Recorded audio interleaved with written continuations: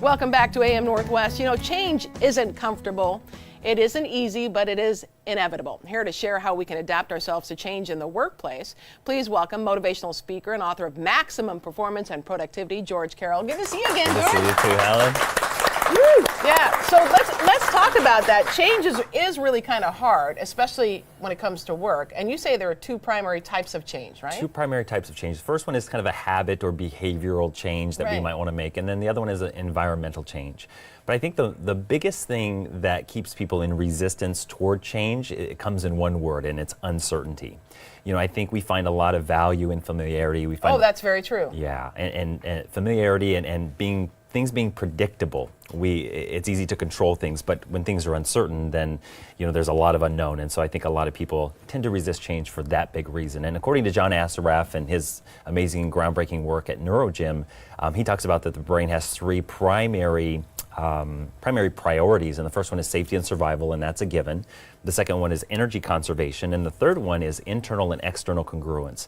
So the brain, it's just a fancy way of saying that the brain is going to look for what it already believes and knows to be true. So knowing those three priorities, I think, can give us some big insight into why we resist change so much. And when it comes to environmental change, what are you referring to there? So with environmental change, let's say in the workplace, there's technology changes or there's management changes. Things new phone system. Right, yeah. And so, there's something I call the 4 A's. We have a new phone system going in and we're all hating the idea of it, just so you know. So this is a perfect example. We're resistant to change. So there's 4 A's, that I think that will help people become more adaptable to change. And the first one is awareness, because we model change typically from our upbringing, from our parents and our environment. And so if we watched our parents struggle with change, there's a good chance that we simply modeled that behavior and modeled that resistance, and we may resist change. But if our parents were really easy with change and change was fun and exciting, then we probably have a different model around change. So becoming aware of what we believe about change really makes a big difference in terms of how we can handle it more effectively. How long does it take for us to change, say, a habit that we have? So habits are a little bit different in that, and I'll share it through a metaphor. So a rocket ship, when it leaves planet Earth, initially we see the rocket not going anywhere but exerting all of this energy. And all it's doing is trying to break the gravitational force of the Earth so it can go into space. And eventually, with enough persistence, the rocket, heads up into space. Easier said than done, I'm sure. But the resistance is always the greatest at the beginning, because when we're changing a habit, we're fighting sort of old gravitational pull of old habits and old patterns. Sure. And so neuroscience shows that it takes 66 days to develop a new habit, not the 21 days that we've been told for so many years. Yeah, I thought it was 21 days. Yeah. Now you have some tips on how to adapt to change a little bit easier. What do you suggest? Yeah, so when you're changing your own habits, I think it's good to keep in mind dolphins, for example. When we go to a show, we see dolphins jumping out of the water 20 feet in the air, but what we don't know is that when dolphins are being trained initially, that bar is actually in the water. And anytime the dolphin swims over the bar, it's rewarded, and anytime it swims under the bar, it's not rewarded.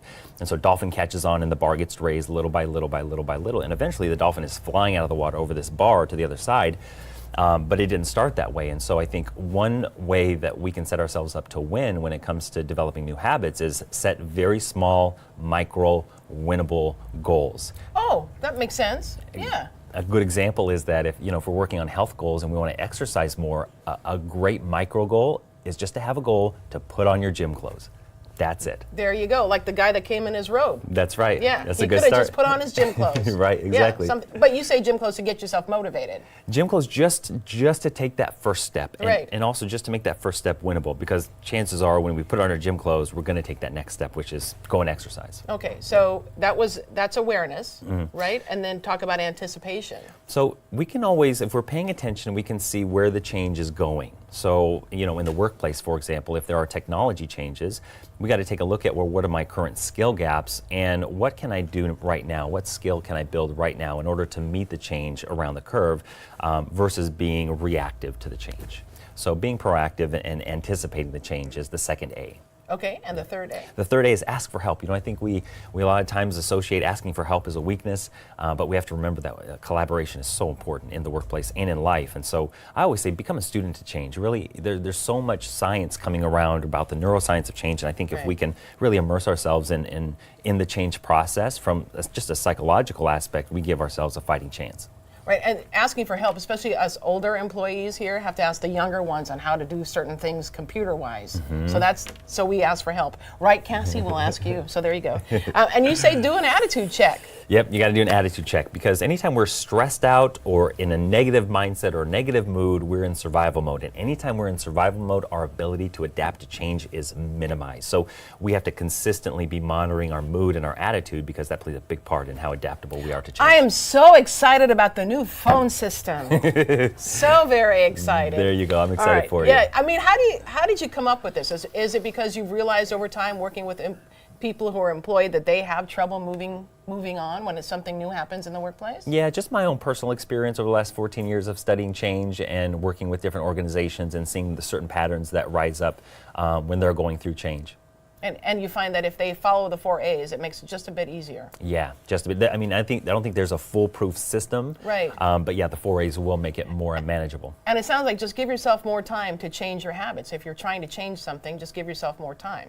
Yeah, we live in an instant gratification world, Right. you know, where everything needs to happen quick and fast. But when we're changing habits, we got to give ourselves the space, the time, and the grace to develop the changes versus trying to make it happen so quickly. Right.